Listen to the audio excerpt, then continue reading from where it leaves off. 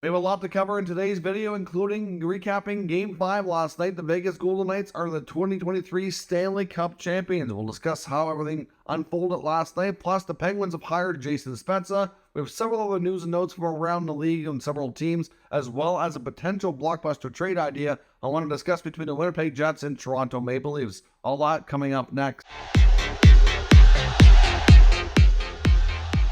So welcome back to another video here at Top Shelf Hockey. The 2022-23 NHL season is now complete. We have our 23 Stanley Cup champions, and that's the Vegas Golden Knights, who closed out the Florida Panthers last night in Game 5 on home ice with a crazy score of 9-3. We did not expect that. I kind of wish in a way the game was a little closer, higher entertainment value for at least for us fans, especially the non-partial fans, but at the same time, Vegas absolutely dominated this game. It was 2-0 after one.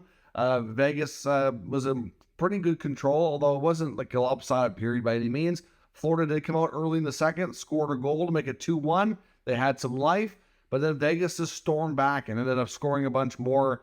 And I believe it was 6-1 by the end of the second period. It was crazy, including a goal right at the buzzer, pretty much. A buzzer beater to make it 6-1. It was going to be 5-1, we thought, but they just kept coming, and then, of course, a few more goals in the third period with a final score of 9-3. Vegas captain Mark Stone finished with 3 goals. The first time we've seen a hat-trick in a cup-clinching game in over 50 years, so that was certainly not common, but it's nice to see for him. Jonathan Marchessault was named the Conn Smythe Trophy winner for playoff MVP. Obviously, Marchessault has quite the story as well. In the modern era as well, he's one of only 2 players that were undrafted to win the Conn Smythe Trophy. The other was Wayne Gretzky. And really, if you think about it, Wayne Gretzky was a unique case of how everything came to be at that time and him entering the NHL. So really, you could say Jonathan Marchessault was the only undrafted player in the last 30 plus years to win this award. It's not a common thing to see at all. So he had a heck of a playoff run. Mark Stone was obviously first to pass over to Riley Smith and then all the original misfit Golden Knights, Smith, Marchessault, Carlson, McNabb, all those guys. They were the first to have a chance to lift the Stanley Cup up. Of course, Mark Stone, I still think Mark Stone has the greatest celebrations in the league myself.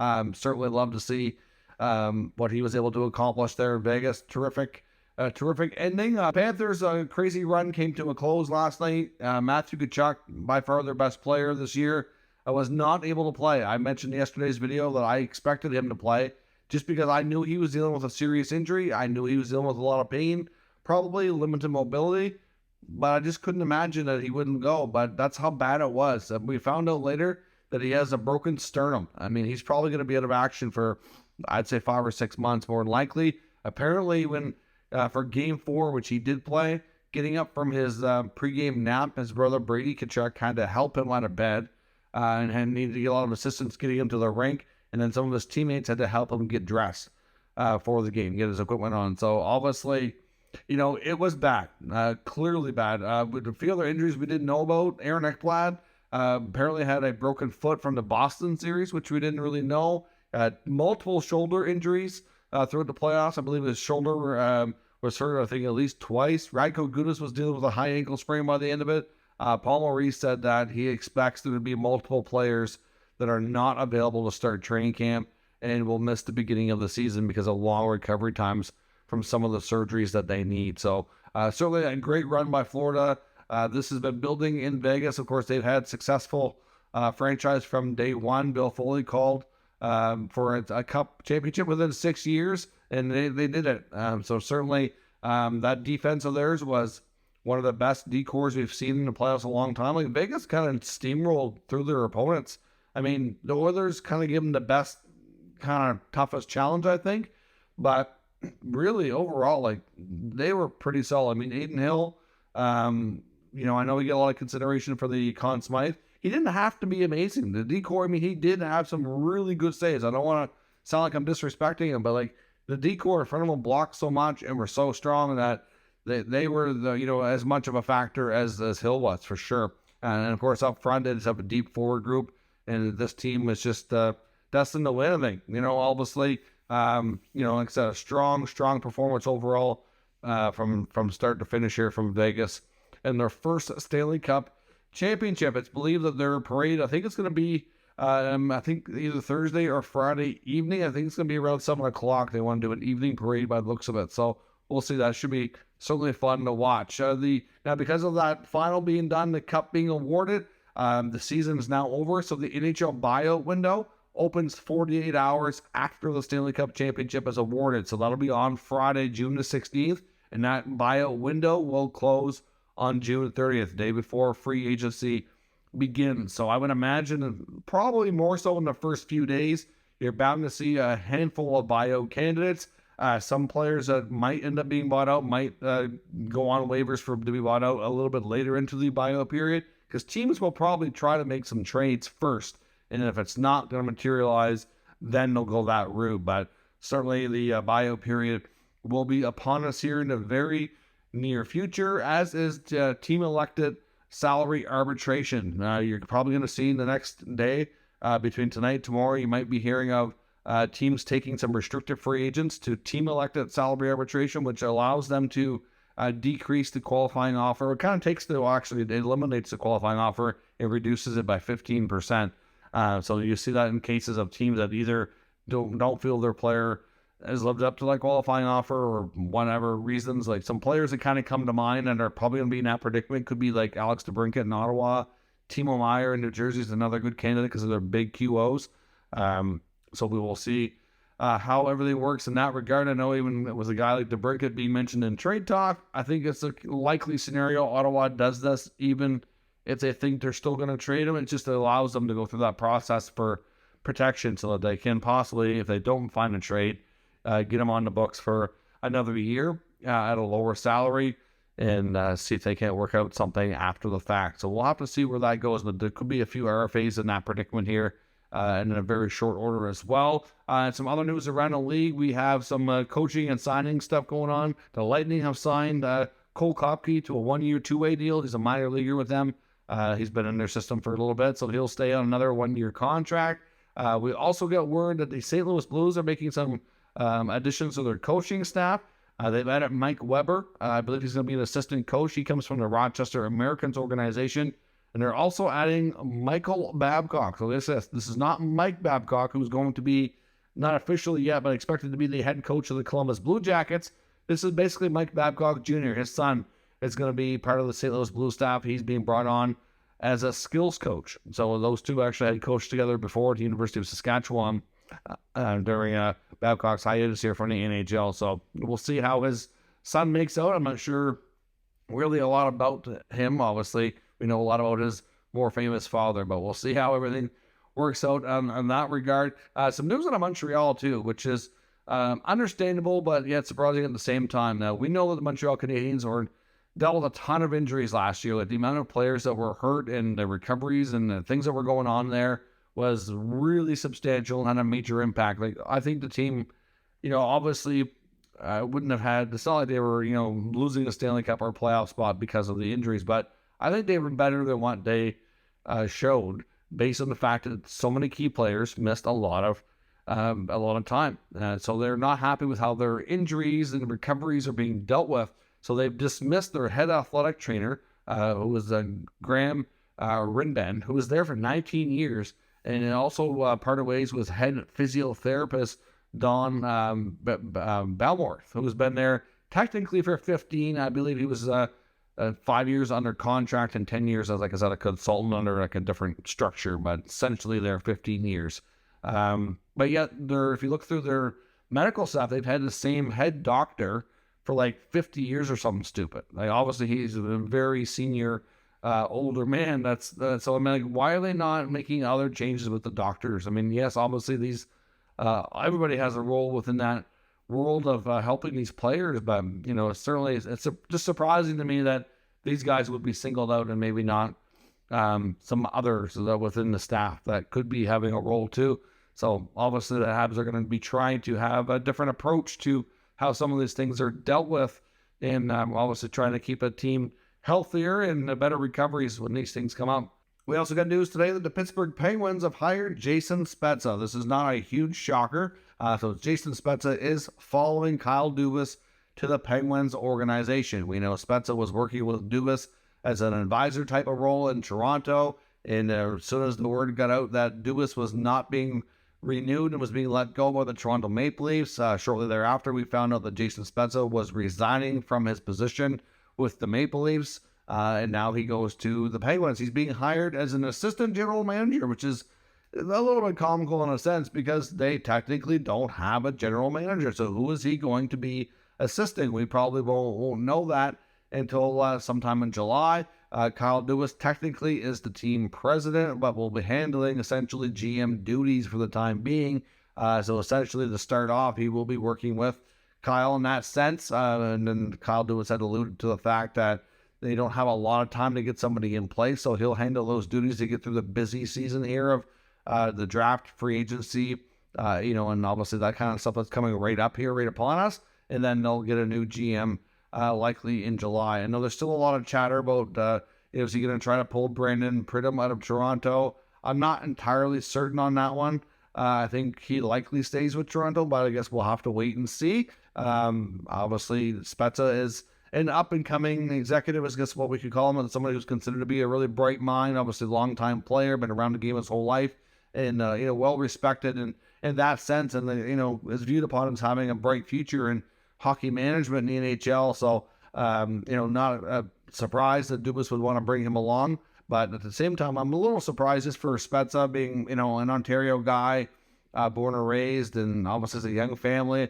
I don't know if he's going to move to Pittsburgh and be based out of there 100% of the time, or how that is going to work, because a lot of people speculated that maybe Spezza would work with Dubas in the Penguins, but it might be in a different role where he would still be able to live where he is now and just kind of, work remotely, basically. But I don't know how the everything's going to be going down in that regard. We'll have to wait and see. But not a huge shocker in a way that Spezza is still aligned here with Mr. Dubas. We got some words already starting to come out from teams about qualifying offers on their restricted free agent. Some teams are very proactive to get those QOs out, and other teams wait till the last minute. But we know in Philadelphia, they're not going to be offering qualifying offers to Wyatt Wiley, Evan Barrett, and Kiefer Bellows. This might be the end of the road for Bellows in the NHL.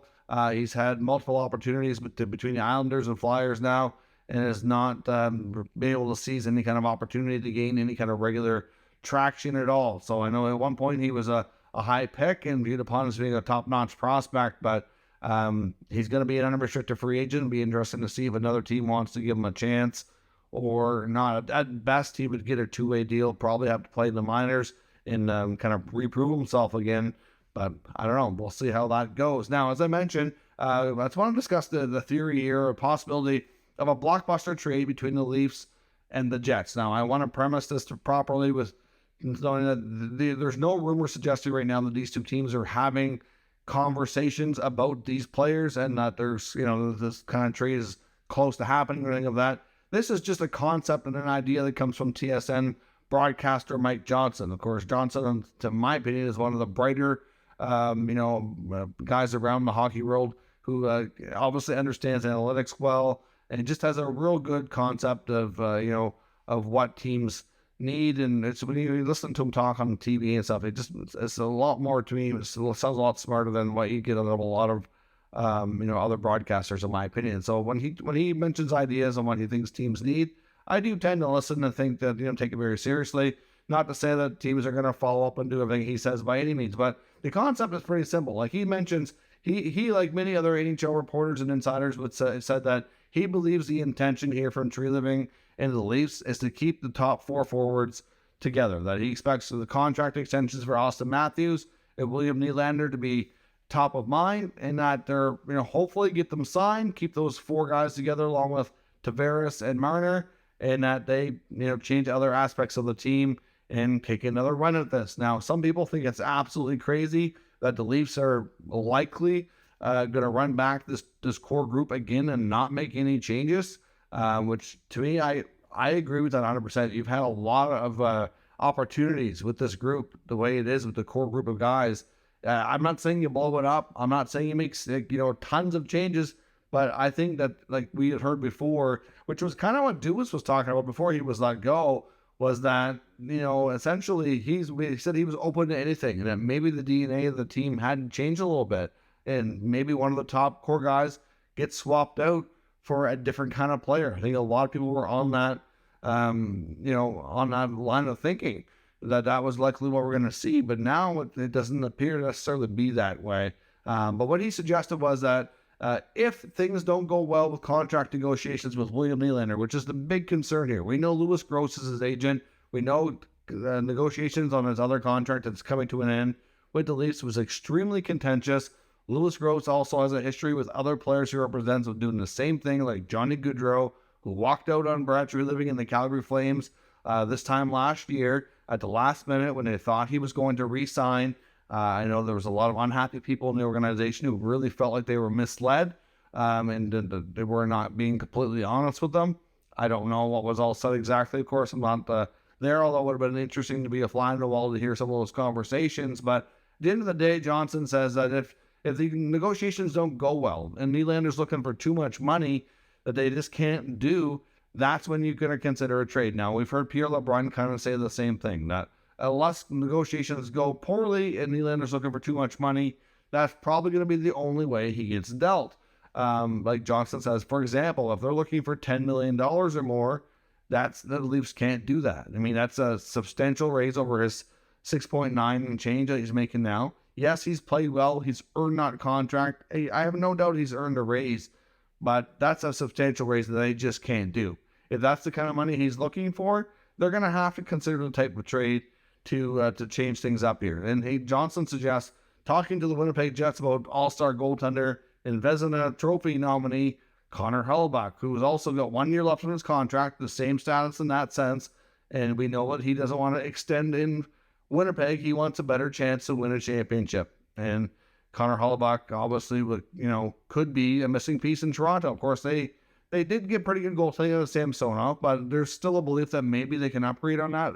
I've heard a lot of reporters suggest that the Leafs are going to try to upgrade on goaltending. I don't know that it's a given that Samsonov comes back, although it's funny, though, because when they were still playing in the playoffs and even when they were first eliminated, I never really thought of that as being the major issue, and I never really thought of that as being what we would likely see. I really thought the odds of Samsonov coming back are pretty good. So we'll see if I'm right or not, but there's a lot of people out there that think that it's not a given and that it's possible that he could be dealt and that maybe they bring in a higher level all-star goalie if they can find the right trade and have that goalie partner with Joseph Woll. So Hellebuyck and Woll be your tandem next year and move Nylander out. Now, of course, the Winnipeg Jets, though, on the other hand, if they're going to do that kind of trade, they need to know that William Nylander would sign and extend a contract with them for a number that works for them as well. So, again, I don't think that works without them being consulted and talking about an extension.